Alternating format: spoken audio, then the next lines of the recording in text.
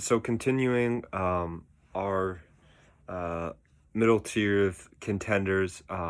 Next up, we've got none other than Michael's team, the New York Mets. So here's what I've got so far for the Mets season. I think one, you have to give credit to their front office for those depth signings because those were the best signings they made, right? Getting Pilar, getting VR, getting Tawan Walker. I mean, Luke Casey. Luke Casey didn't pay off too much, but getting those guys, it really paid off, and it really saved them some wins, wouldn't you say? Oh well, okay. Lucchese is now dead. Yeah, Rest in I peace, know. Lucchese. Yeah, I know he He hurt his is own. he is one to the Tommy John gods. Hmm.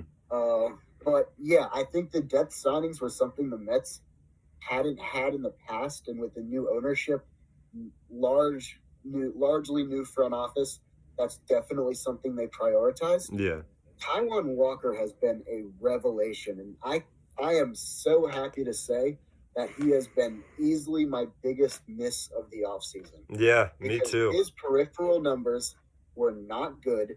Last season, his velocity was down. He Hmm. was not getting swings and misses. He had a ton of batted ball luck, and he overperformed it. So he had like a 2 ERA or something crazy. And I was saying, you know what? Look at those numbers. His velocity is down from where it used to be. I don't think this is sustainable. And he came back a completely different pitcher. Yeah, it's He's now incredible. throwing like 94, 95. I think he went to Driveline, trained there over the summer, so he's been getting more movement. Hmm. He's been he's been playing his fastballs. I love what he's doing with his fastballs, where he has both a four seamer and a two seamer, and he can essentially either get swings and misses with the four seamer or paint the outside with the two seamer against righties, and it's gotten so many called strikes. It's been great how he's been using his pitches. He looks like a whole new pitcher, and the Mets were the only team to offer him a contract, and That's crazy. Yeah. it's awesome. Like he went to the All Star game, he gave up a home run to Zunino, but it doesn't count because it was at Coors. Yeah. Also, Zunino should have started, but yeah, Yeah. yeah, No, he's been great, and the depth signings have just come in so big because like we had half of our team was injured, and like usually when people say half the team was injured, that's like an exaggeration for like a yeah. couple key pieces being out. Like literally more than half of the team was injured. Yeah, it was We were crazy. we were calling up Khalil Lee and Joneshwi Fargas, Yep, I and remember that. it was like guys who I barely knew existed, and I know our farm system like the back of my hand. Yeah, So that's crazy. yeah, and I do think they got some good depth pieces. Billy McKinney, um, Good get Jason from the Williams, I Brewers. think was a guy. Like I don't even know, Hmm. but the team's largely coming back now, and some guys have been hitting really well. Pete Alonso's looked great, had a great home run derby performance, but he's been a solid hitter all year. Hmm. Um, Francisco Lindor has really come around. He had a Yeah, really bad start, but I was just gonna talk. So it's yeah, keep going with the review. Yeah, I mean, like you said, Alonso, pretty good season. McNeil, Conforto, I believe we're out for the most part. At least yeah, McNeil and they was in. haven't been hitting great since coming back, Hmm. but it's still pretty early. Like I think they're still kind of trying to find their footing. So McNeil will come you know, around for sure. I mean, I McNeil's. trust them both to come around. Yeah. They're both good hitters. I will say, and this is my one Mets rant. Mets Twitter is really annoying. And it frustrates me. I do enjoy Michael is honest with his stuff. One thing I can't stand to hear. Okay, so first off, let's keep going with the review. Sorry to get sidetracked, but No, no, no. so I probably agree with you on this. so Lindor, terrible start to the season. I'm tired of seeing on Mets Twitter, well, he switched from the NL to the AL, so his batting average is going to drop a bit. If you're a superstar in this league, your batting average doesn't drop because you switch from the American or the American League to the National League. If you're a superstar, there's no excuse. I'm sorry. And Yeah, look, I would say that a good 80% of Mets Twitter is totally brain dead.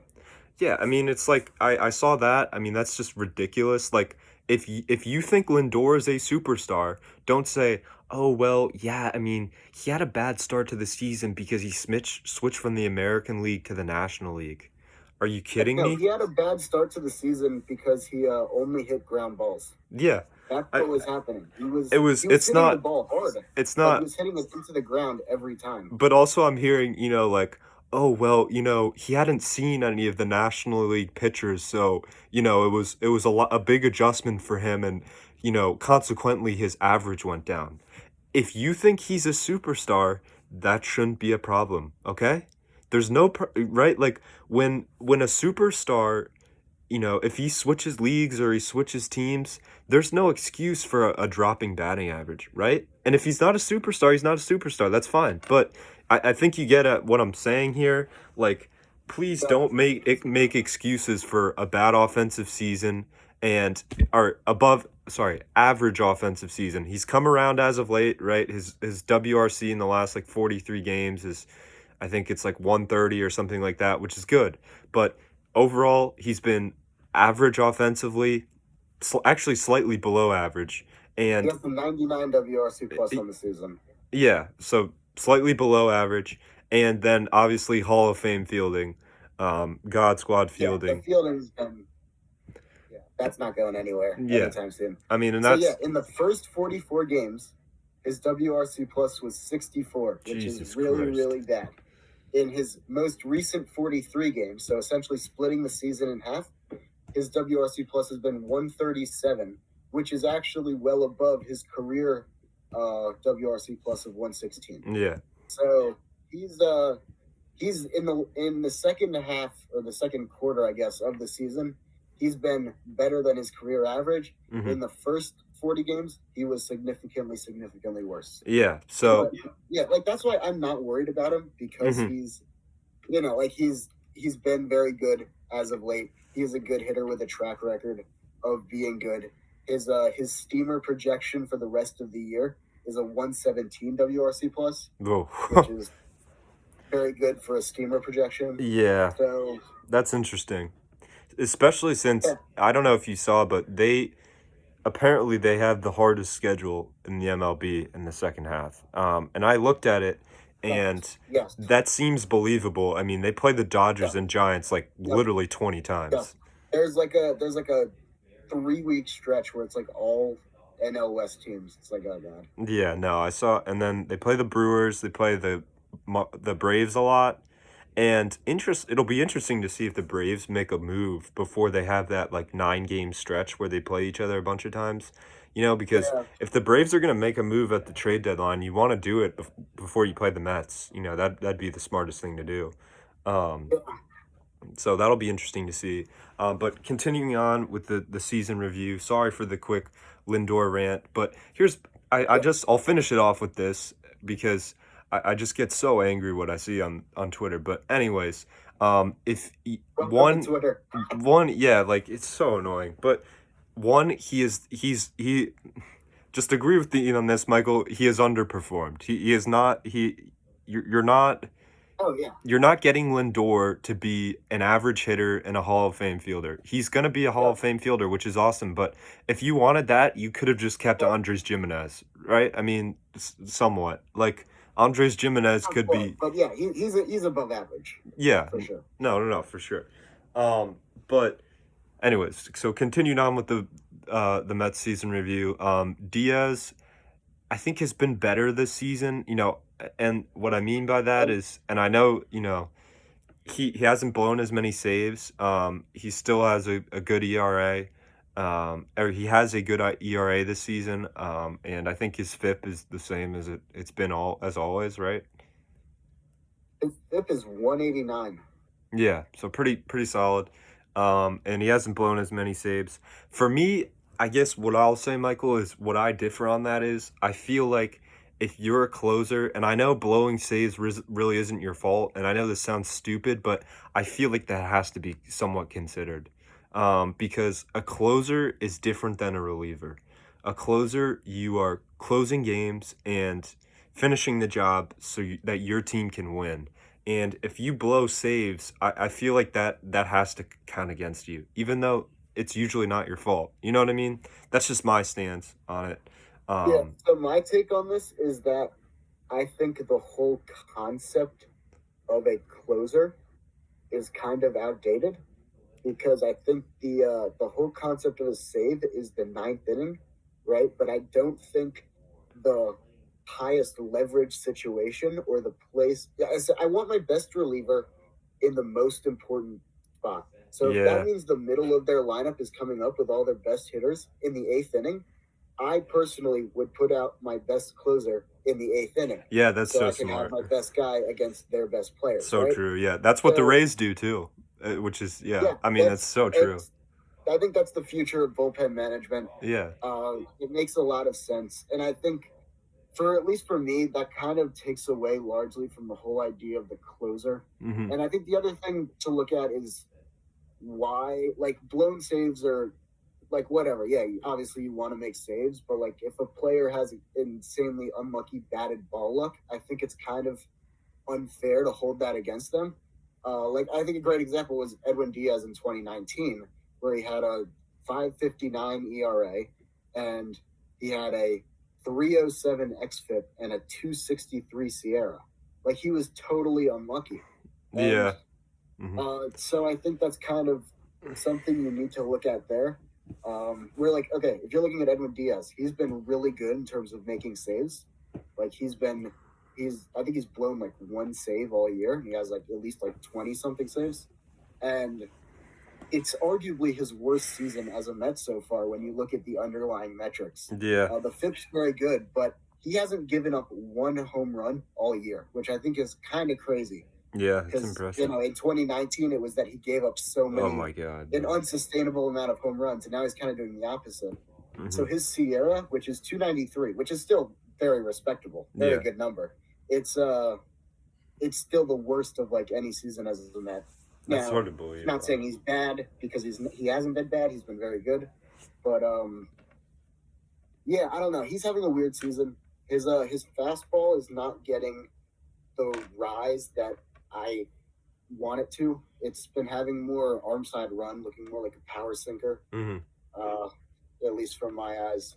But yeah, overall, he's been very effective. The bullpen, I'd like to see us add a lefty, just because Aaron Loop is our only left-handed pitcher in the bullpen. He's been good though. But yeah, he's been good. He's been good. Our bullpen has been pretty good. Castro has kind of struggled since the substance ban, and he's also been overused a bit. I wonder who Trevor said May, that. yeah, that's gonna happen to a lot of people. Trevor May had one little like blip for like a week where he left a ton of pitches over the middle, but he's seemed to rebound. Hmm. Jerry's Familias looked good. Like there's some good pieces in the pen, and the rotation also has been pretty good, all things considered. DeGrom is DeGrom. Yep. Then after Beast. that, Taiwan Walker's been. We talked about him, but he's been very good. Stro. Stroman, Yep. I like. I'm still not sold on him as like a guy who I want like as like a premier pitcher in my rotation. I Yeah. think just being first of all, his spin rates have been down recently, and also just being a slower sinker baller, he is generally prone to giving up really hard contact against good teams that know how to like to hit that type of pitching. But I mean, he still is a good starter. Carlos Carrasco is hopefully coming back soon. I think tomorrow he's pitching a rehab stint, Hmm. so hopefully that helps. And even Tyler Meagle has looked okay. Yeah. I don't think he's a starter long term because he can't go deep into games, but he's there. He's looked solid given the circumstances. Um, Overall, I think the Mets are a weird team because it's a very well-rounded team without any huge holes, but There's it not a lot doesn't of have. elite parts besides for DeGrom, I would say. Yeah, Degrom, Lindor is a very good player. Pete Alonso He is good. hasn't been It's a lot elite of this players season who though. are. Yeah, it's a lot of players who are good but not quite elite, Yeah. and that kind of makes it. It gives you questions about like what do you want to do at the trade deadline because I Hmm. do think this team needs to make a move or two. I think ideally for me, I think we should get Joey Gallo. Yeah. That's like That's my guy, and we can go into in depth on Joey Gallo later. Oh, I'm definitely making a post for my Instagram about him. huge Gallo fan, yeah. Yeah, but it's going to be, yeah, he's going to be very good. So I think, you know, you move Dom Smith to like a bench bat role, and then you could have Nimmo, Conforto, Gallo. Interesting. Interesting. You're putting Dom Smith on the bench. It's hard. Very interesting. The team is not really built to not have a DH, which sucks, because then you can just make Pete the DH and put Dom at first. Yeah. Where, you know, he's a first baseman that we've stuck in left field. Mm-hmm. But while I do like Dom's bat, I don't think it's quite good enough with his questionable defense out in left, where I think it is one of the places you can upgrade. I think also if Chris Bryant's available, the Mets might go after him. J.D. Davis is a very good bat, but again, not good defensively at all. Yeah. I honestly, I hope JD's our DH next year. I call him JDH. Yeah. Hopefully we get a DH next year.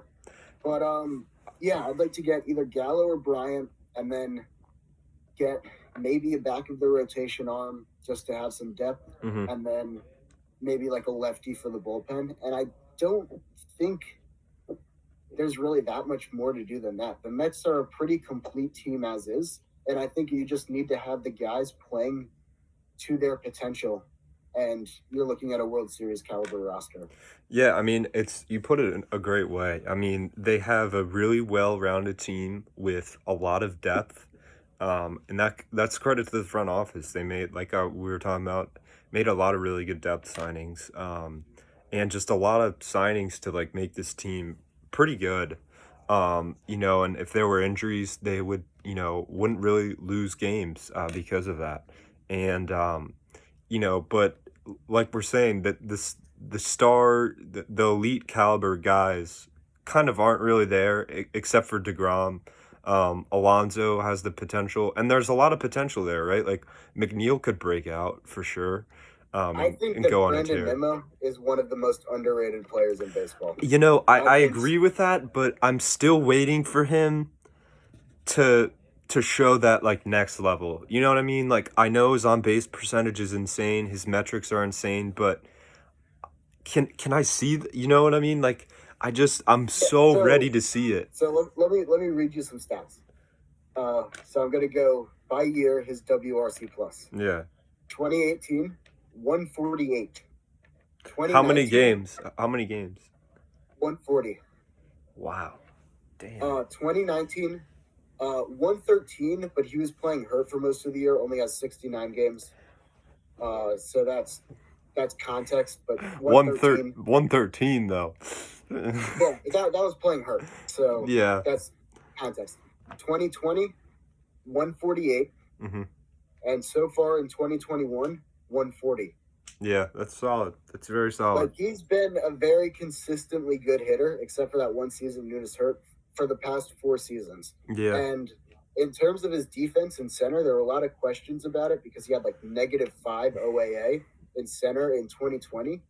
But 2020 defense was kind of weird given the sample size. Yeah. Every other season of his career, he's been above average defensively in center. So and he's been very good this year so far in 2021. So I don't really have those questions about his defense. I think, you know, if you have like a 140 WRC plus hitter with defense and center that's a little above average, you're looking at one of the better players in the league. Yeah, no, that's totally true. I would agree. He's one of the more underrated guys in the league. And I mean, he's an offensive machine. There's no denying that. And one of the things I really recognize is his on base percentage. I mean, he gets on base all the time, and it's really impressive. And you know, I like him in the leadoff spot just because of how often he gets on base. You know, I mean, for me, I would say, like, you know, he is one of the most underrated players in the league. I think Joey Wendell is the most underrated player. I mean, That's interesting. Joey Wendell is fun, man. No batting gloves. Yeah, I mean, he's just such a Joey Wendell, Chad Pender, another guy for the A's. But anyways, we'll talk about that later.